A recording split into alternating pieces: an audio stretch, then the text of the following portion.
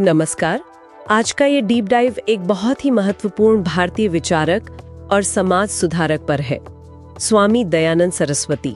जी हाँ, और हमारे पास उनके जीवन और उनके काम पर आधारित काफी जानकारी है जिस पर हम आज बात करेंगे। बिल्कुल, हमारा मिशन है स्वामी दयानंद के जीवन की मुख्य बातें समझना, आर्य समाज का क्या महत्व था और आधुनिक भारत पर उनका क्या प्रभाव रहा। हाँ, और ये प्रभाव काफी गहरा है। तो चलिए खोलते हैं इसे। हम उनके शुरुआती जीवन को देखेंगे, कैसे वो सामाजिक कुरीतियों के खिलाफ एक बुलंद आवाज बने। और शिक्षा, खासकर महिला शिक्षा को लेकर उनके प्रयास, वो भी बहुत महत्वपूर्ण है। हाँ बिल्कुल। तो शुरू करते हैं उनके जन्म से। स्वामी दयानंद का जन्म 12 फरवरी 1824। हाँ, गुजरात के टंकारा में। कई बार लोग टोंक राजस्थान समझ लेते हैं, पर वो टंकारा गुजरात है। अच्छा, गुजरात। और उनका असल नाम? मूलशंकर। वो एक ब्राह्मण परिवार से थे और बचपन से ही घर में धार्मिक माहौल था। संस्कृत और वेदों की पढ़ाई वहीं से शुरू हुई। और ये वेद ही आगे चलकर उनके जीवन का, कह सकते हैं, केंद्र बने।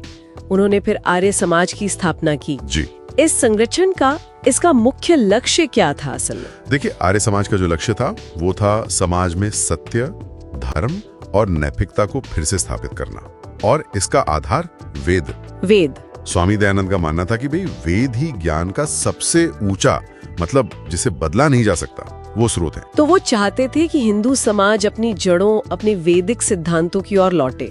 बिल्कुल। और जो बाद में कुरीतियां आ गई थी, हाँ। मूर्ति पूजा है, अंधविश्वास है, या जन्म पर आधारित जाति व्यवस्था, हाँ, इन सबको वो नकारते थे। कहते थे ये वेदों में नहीं है। तो ये सिर्फ एक धार्मिक शुद्धिकरण जैसा नहीं था, ये तो एक बड़ा सामाजिक सुधार आंदोलन बन गया फिर। हाँ, बिल्कुल। सामाजिक सुधार इसका एक बहुत बड़ा हिस्सा था। आपने कुरीतियों का जिक्र किया। कौन सी खास कुरीतियां थीं जिनके वो पुरजोर विरोधी थे? कहीं थी, जैसे मैंने कहा, मूर्ति पूजा का तो उन्होंने खंडन किया ही। हाँ। बाल विवाह के सख्त खिलाफ थे। अच्छा। और जाति व्यवस्था जो जन्म पर आधारित थी, उसे वो वेदों के विरुद्ध मानते थे। उनका तर्क था कि वेदों में वर्ण व्यवस्था कर्म और गुण पर है, जन्म पर नहीं। ये बहुत महत्वपूर्ण बात है। और शिक्षा पे उनका जोर कैसा था? शिक्षा पर तो बहुत जोर था। ये उनके काम का एक, आप कह सकते हैं, केंद्रीय पहलू था। खासकर महिलाओं की शिक्षा, है ना? जी हाँ, बिल्कुल।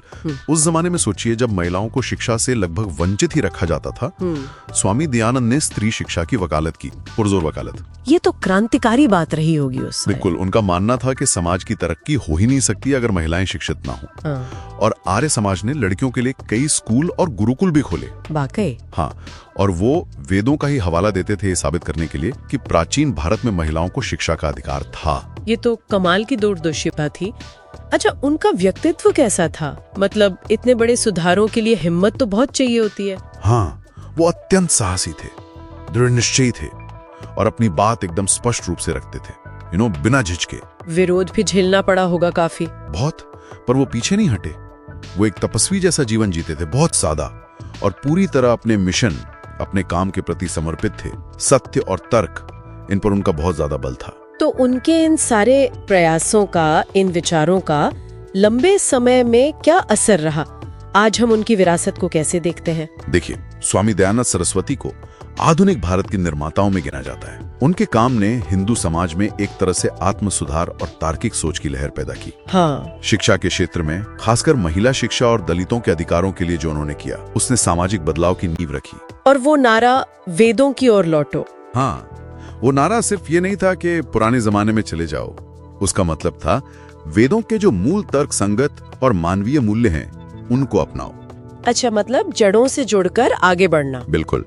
और आर्य समाज आज भी उनके विचारों को जीवित रखे हुए हैं, शिक्षा और सामाजिक कामों में सक्रिय है।